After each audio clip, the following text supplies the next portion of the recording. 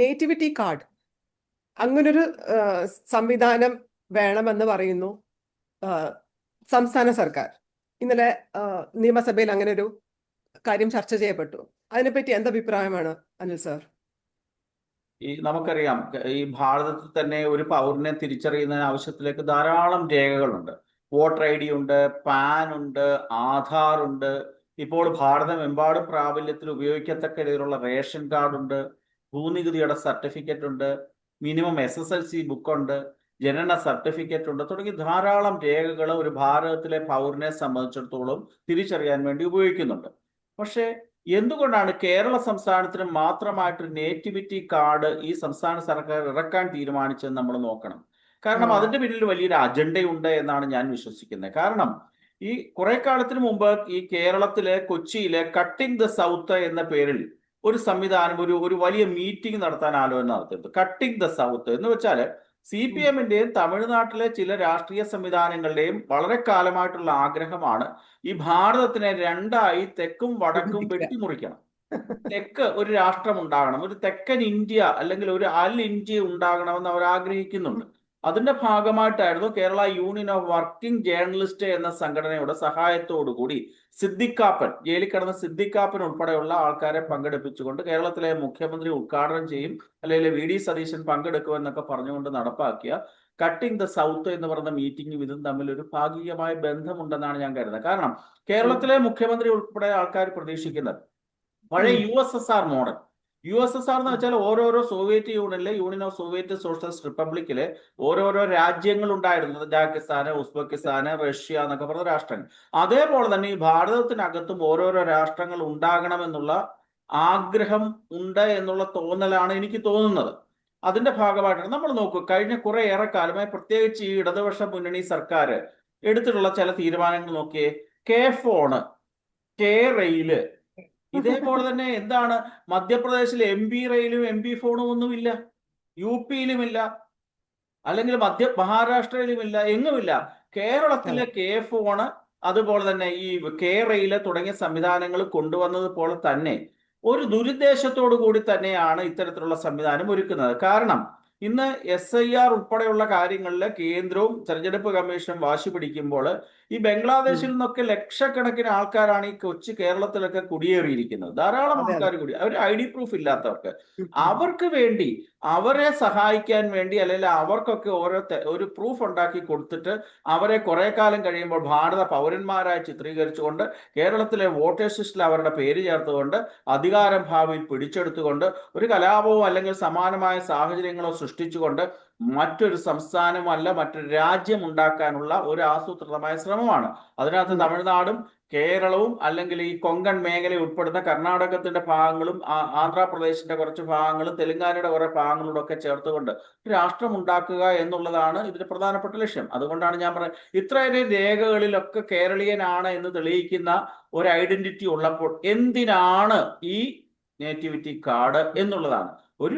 നമ്മുടെ ഭാരതത്തിന്റെ പാർലമെന്റ് ആണ് ഇത്തരത്തിലുള്ള ID പ്രൂഫ്, ഒരു വ്യക്തിയുടെ ID തെളിയിക്കുന്ന പ്രൂഫിനെ പറ്റിയുള്ള നിയമനിർമ്മാണം നടത്തി പുറത്തിറക്കാനുള്ള അവകാശം ഭാരതത്തിലെ പാർലമെന്റിനും കേന്ദ്ര ഗവൺമെന്റിനും മാത്രമേ ഉള്ളൂ. സാർ, അപ്പൊ എന്റെ ചോദ്യം ഇത് തന്നെയായിരുന്നു സാർ. എന്ന് പറഞ്ഞാൽ അത് ഒരു നാഷണൽ ഐഡന്റിറ്റി കാർഡാണ് നമുക്ക് നമ്മുടെ കയ്യിലുള്ളത്. അപ്പൊ ഇങ്ങനെ ഒരു കാർഡ്, നേറ്റിവിറ്റി കാർഡ് കേരളം ഇറക്കുമ്പോൾ അതിന് എത്രത്തോളം വാലിഡിറ്റി ഉണ്ടാവും സാർ? അതെന്തായാലും നിയമ മേഖലകളിൽ അത് ചോദ്യം ചെയ്യപ്പെടാനുള്ള സാധ്യത വളരെ കൂടുതലാണ്. പക്ഷെ ഇവരുടെ ലക്ഷ്യം ഇത് തന്നെയാണ്. ഇത് ഓരോരോ പരീക്ഷ നടത്തി നോക്കുകയാണ്, ഏതിനകത്താണ് കൊളുത്ത് വീഴുന്നെന്ന് നോക്കാൻ വേണ്ടി ഓരോരോ പദ്ധതികളുമായി CPMന്റെ ബുദ്ധി കേന്ദ്രങ്ങൾ പുറത്തോട്ട് വിടുന്നതാണ് ഈ ആശയങ്ങളൊക്കെ തന്നെ. അതാണ് K-ഫോണ്, K-റെയില് തുടങ്ങിയതിനോടൊപ്പം തന്നെ K-കാർഡ് എന്ന് പറഞ്ഞൊരു സംവിധാനമായിട്ട് ഇതിനെ മാറ്റാൻ പോവുകയാണ്. പക്ഷെ ഞാനൊന്ന് ചോദിച്ചോട്ടെ, എന്ന് പറഞ്ഞു കഴിഞ്ഞാൽ ഇപ്പൊ കേരളക്കാരെ മാത്രം, ഇവിടെ നേറ്റീവ് ഓഫ് കേരള അവരെ മാത്രം കണക്കാക്കിയിട്ടാണോ അവർ ചിന്തിച്ചിട്ടുണ്ടാവും? അങ്ങനെയാണെങ്കിൽ ഈ ബംഗാളികളും ഒഡീസക്കാരൊക്കെ വരുന്നവരെയൊക്കെ നമുക്ക് മാറ്റി നിർത്താമല്ലോ എന്ന് വിചാരിച്ചിട്ടായിരിക്കുമോ അവരങ്ങനെ ചെയ്തത്? അങ്ങനെ ആവാനുള്ള സാധ്യത കുറവാണ്. അവരുടെ കാഴ്ചപ്പാട് അനുസരിച്ചുകൊണ്ട് ഇപ്പൊ ബംഗാളിലെ CPM-ന്റെ അധപ്പതനത്തിന്റെ കാരണം ബംഗ്ലാദേശിൽ നിന്ന് കുടിയേറിയ ആൾക്കാർക്ക് എല്ലാവിധ സഹായവും ചെയ്തു കൊടുത്തതുകൊണ്ട് തന്നെയാണ്. അതെ അതെ അതെ അതാണ് സമാന സാഹചര്യം കേരളത്തിലുണ്ട്. നമ്മുടെ പെരുമ്പാവൂർ, എറണാകുളം മേഖലകളിലൊക്കെ ധാരാളം അന്യരാജ്യ തൊഴിലാളികൾ, അന്യ സംസ്ഥാന തൊഴിലാളികൾ എന്ന വാക്കല്ല, അന്യരാജ്യ തൊഴിലാളികളുണ്ട്.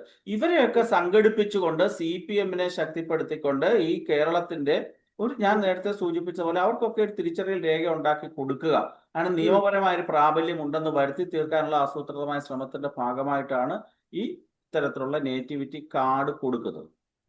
ഇപ്പം സപ്പോസ് നേറ്റിവിറ്റി കാർഡ് കിട്ടി, പക്ഷെ ഇവര് ബില്ലിൽ പറയുന്ന ഒരു കാര്യമുണ്ട് സർ, വിദേശ പൗരത്വം എടുത്ത മലയാളികൾക്ക് ഈ കാർഡിൽ അർഹതയില്ല എന്നാണ് ഈ ബില്ലിൽ പറയുന്നത്. അങ്ങനെ വരുമ്പോ തലമുറകളായിട്ട് വിദേശത്ത് കഴിയുന്നു, പക്ഷെ എന്നാൽ അവരുടെ റൂട്ട്സ് എന്ന് പറഞ്ഞ കേരളത്തിലാണ്, അവരെന്ത് ചെയ്യും സർ?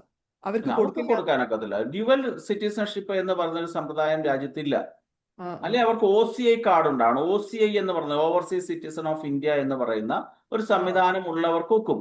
അതല്ലാതെ വിദേശ രാജ്യങ്ങളിൽ വർഷങ്ങൾക്ക് മുമ്പ് കുടിയേറി ജനിച്ചു വളർന്ന് അവിടുത്തെ റെസിഡന്റ് ആയി മാറിയിട്ടുണ്ടെങ്കിൽ അത് NRI അല്ല, അത് റെസിഡന്റ് തന്നെയാണ്. ആ റെസിഡന്റ് ആയവർക്ക് ഒരു കാലത്തും ഭാരതത്തിൽ ജനിച്ചതാണ് എന്നുള്ള കാരണത്താൽ ചെയ്യാനൊക്കത്തില്ല. പക്ഷെ ഈ ബംഗാളിയാണോ ബംഗ്ലാദേശിയാണോ മലയാളിയാണോ എന്ന് തിരിച്ചറിയാനൊക്കാത്ത ഈ അന്യരാജ്യങ്ങളിൽ നിന്ന് കുടിയേറി കേരളത്തിൽ ഉൾപ്പെടെ താമസിക്കുന്ന ആൾക്കാർക്ക് ഇത് കൊടുക്കുന്നതിന്റെ വലിയ ഒരു ദുരുദ്ദേശമുണ്ട്. നമ്മുടെ ഇത് അവിടെ ബില്ല് ഇതിനെ പറ്റി സംസാരിക്കുമ്പോൾ പ്രതിപക്ഷം എന്ന് പറഞ്ഞ അവര് പറഞ്ഞത് ഇത് സെപ്പറേറ്റിസ്റ്റ് പൊളിറ്റിക്സ് ആണെന്നാണ് അവര് പറഞ്ഞത്. അപ്പോ ആ ഒരു ആരോപണം സാർ, അതിനെ കുറിച്ചിട്ട് സാർ എന്ത് പറയുന്നു സാർ? ഒരു വിഘടനവാദ രാഷ്ട്രീയം. അതെ, വിഘടനവാദ രാഷ്ട്രീയം തന്നെയാണ്. അതിപ്പോ UDF LDF ഒക്കെ വിഘടനവാദ രാഷ്ട്രീയത്തിനെ സജീവമായി മുറുകെ പിടിക്കുന്നവർ തന്നെയാണ്. UDF-നെ സംബന്ധിച്ചിടത്തോളം ജമാഅത്തെ ഇസ്ലാമിയായിട്ടുള്ള ബന്ധം വളരെ സജീവമാണല്ലോ. അവർ ഇപ്പൊ ഈ സമസ്ത പോലും അക്കാര്യത്തിനെ പറ്റി വ്യക്തമായ സന്ദേശം നൽകിയുണ്ടായി.